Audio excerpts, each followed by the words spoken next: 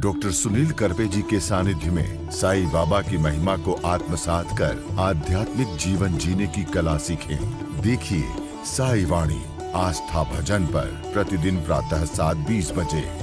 आस्था पर प्रत्येक रविवार प्रातः 8:20 बजे। संपर्क सूत्र 9604050607।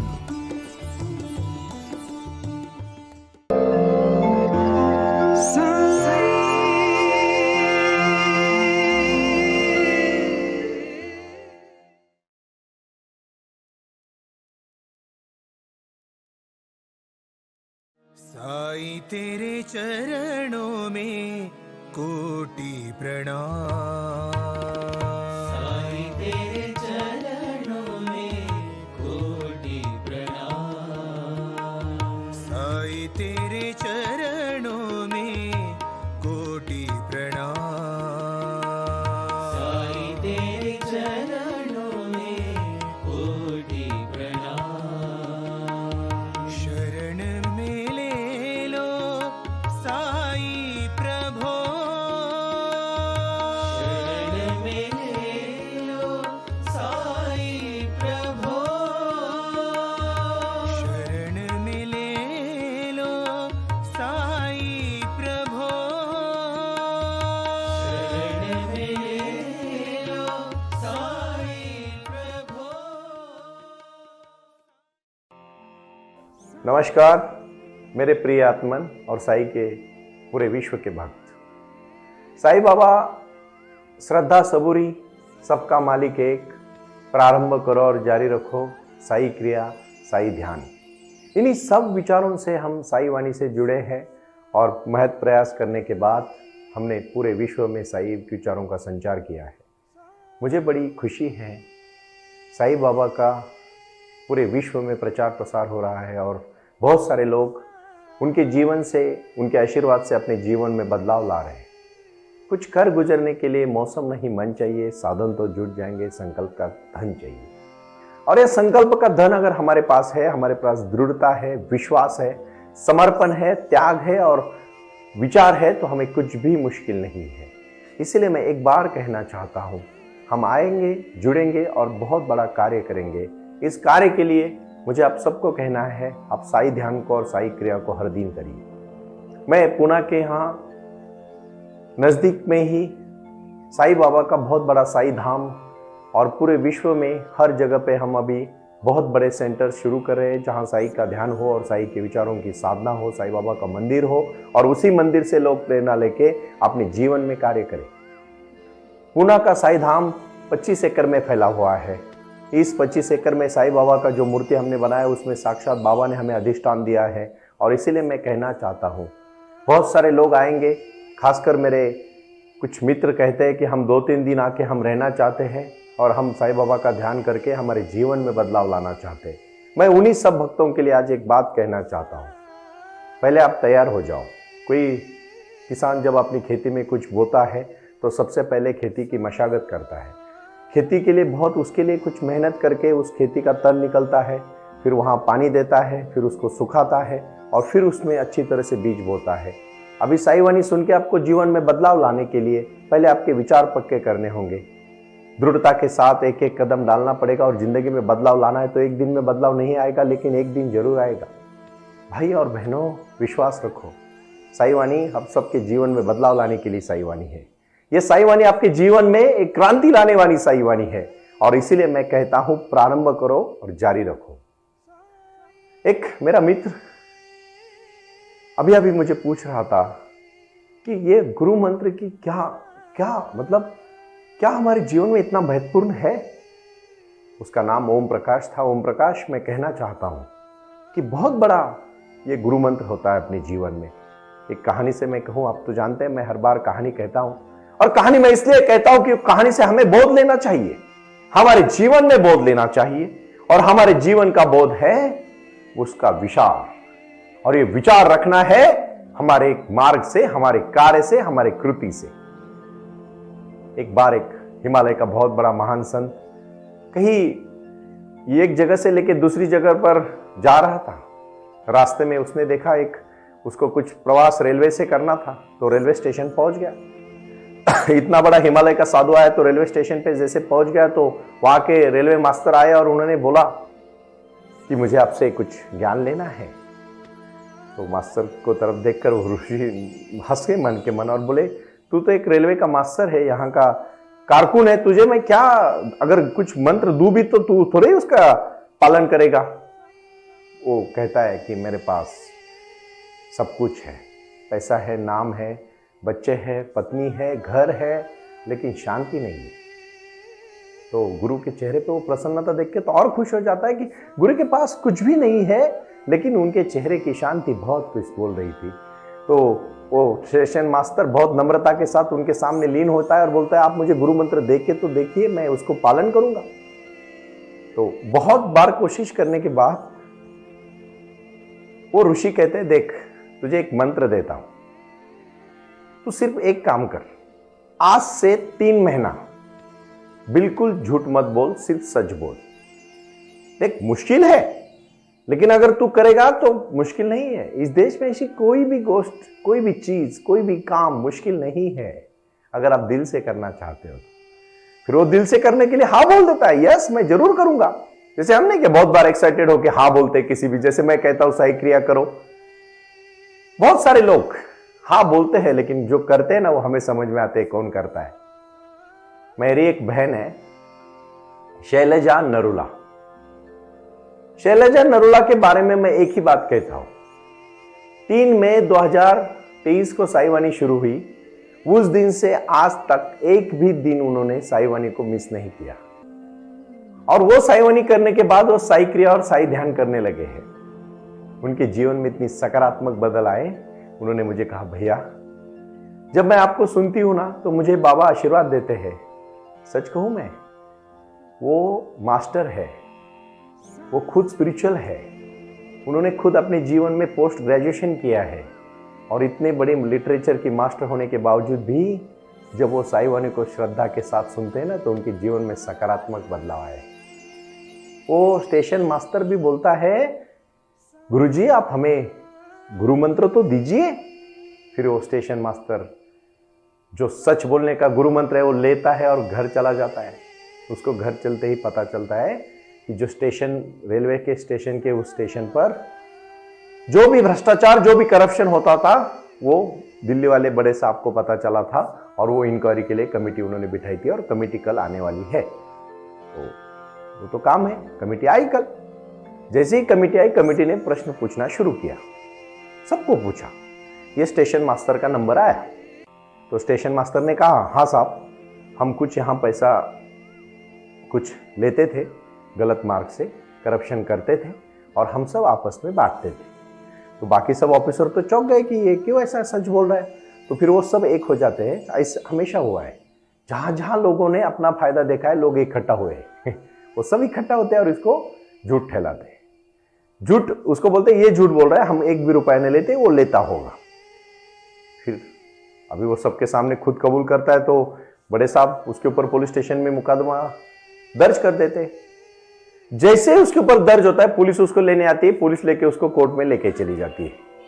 और जैसे ही पुलिस में कोर्ट लेके चली जाती है, तो ये भूमिका और ये भावना बहुत महत्वपूर्ण है कि जज साहब के सामने जब उसको खड़ा किया जाता है तो वो खुल के बोलता है, हाँ साहब, मैंने करप्शन किया है और मैंने आपस में सब ऑफिसर्स लोगों में बांटा है।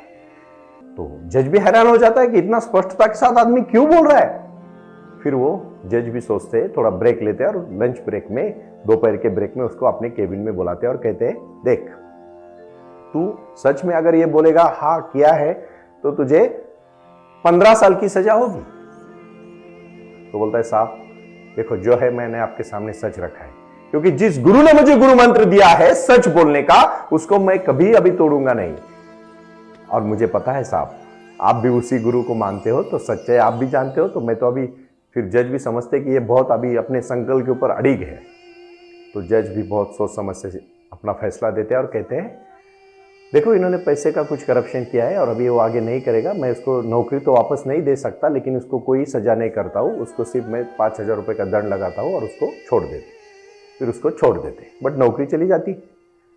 जैसे ही नौकरी चली जाती है, दोस्त लोग तो भाग ही जाते हैं, लेकिन घर वाले भी भाग जाते हैं, पत्नी भी नहीं रहती, बच्चे भी साथ में नहीं रहते।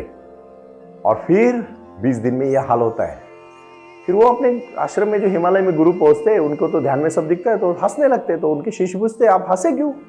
तो बोलते जो मेरे से 20 दिन पहले गुरु मंत्र लिया था उसकी आज ये हाल हुई, उसकी नौकरी चली गई, समाज में बदनामी हुई, उसको जेल होने वाली थी, जेल होते होते वो बच गया, और अभी उसके बीवी बच्चे भी उसके साथ में नहीं है, वो रास्ते पे आ गए, लेकिन उसने संकल्प नहीं तोड़ा।